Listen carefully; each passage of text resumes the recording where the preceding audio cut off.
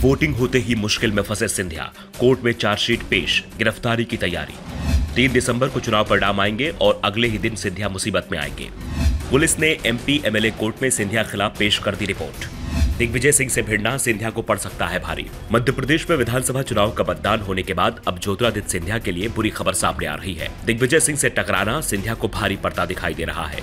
दरअसल सिंधिया और दिग्विजय सिंह के बीच में पिछले 3.5 साल से बयानबाजी चलती रही है और इसी दौरान सिंधिया ने दिग्विजय सिंह को लेकर ऐसा बयान दे दिया था कि मामला कोर्ट में पहुंच गया और अब पुलिस ने एमपी एमएलए कोर्ट में अपनी जांच रिपोर्ट पेश कर दी है। और अपनी रिपोर्ट में पुलिस ने माना है कि सिंधिया ने दिग्विजय सिंह देशद्रोही जैसी टिप्पणी की थी, जो अभी भी ट्विटर पर मौजूद है। अब कोर्ट आगे की सुनवाई के लिए 4 दिसंबर की तारीख तय की है, जिस दिन याचिकाकर्ता अधिवक्ता को अपने बयान दर्ज करने हैं।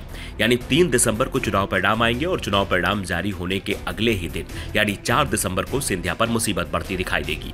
दरअसल सिंधिया और दिग्विजय सिंह के बीच हुई बयानबाजी का यह मामला इसी साल का है। 26 अप्रैल 2023 को केंद्रीय नागरिक उड्डयन मंत्री ज्योतिरादित्य सिंधिया ने कथित तौर पर पूर्व मुख्यमंत्री और सांसद दिग्विजय सिंह के खिलाफ देशद्रोही शब्द का इस्तेमाल किया था, जिसे ट्विटर पर कैबिनेट मंत्री महेंद्र सिंह सिसोदिया ने फॉरवर्ड किया। ग्वालियर के प्रभारी मंत्री तुलसीराम सिलावट ने पूर्व मुख्यमंत्री को लेकर आपत्तिजनक टिप्पणी की थी। उनका जन्म पाकिस्तान में होना चाहिए था। इसे लेकर कांग्रेस के विधि प्रकोष्ठ के अधिवक्ता नितिन शर्मा ने सीजीएम कोर्ट में एक परिवाद पेश किया था, जिसमें केंद्रीय मंत्री सिंधिया सहित प्रदेश की 2 अन्य मंत्रियों के खिलाफ मामला दर्ज कर उनके खिलाफ चालान की कार्रवाई करने की मांग की गई थी।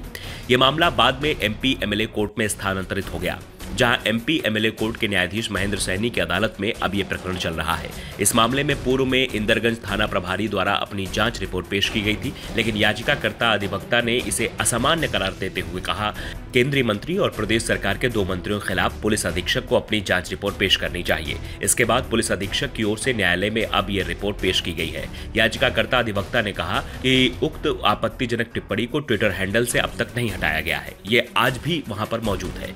मानहानि का ये मामला कुछ उसी तरह का है जिस तरह का मोदी सरनेम को लेकर राहुल गांधी की टिप्पणी पर उनके खिलाफ केस दर्ज किया गया था। राहुल गांधी को तो कोर्ट ने 2 साल की सजा सुना दी थी। फिलहाल राहुल की सजा पर सुप्रीम कोर्ट ने रोक लगा दी है, लेकिन अगर सिंधिया और उनके समर्थक 2 मंत्रियों के खिलाफ भी राहुल गांधी जैसा फैसला आया तो सिंधिया के लिए आगे का राजनीतिक सफर बेहद मुश्किल हो जाएगा। फिलहाल तो अभी मामले की सुनवाई शुरुआती चरण में चल रही है, लेकिन सुप्रीम कोर्ट ने हाल ही में सख्त टिप्पणी करते हुए कहा था कि एमपी एमएलए कोर्ट में चल रहे मुकदमों का निपटारा जल्द किया जाए।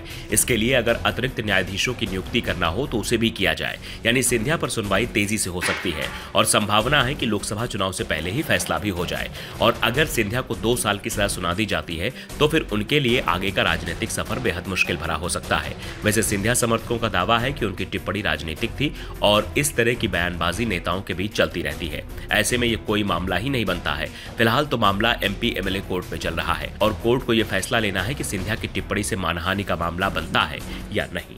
Bureau report, the Navdarpan news.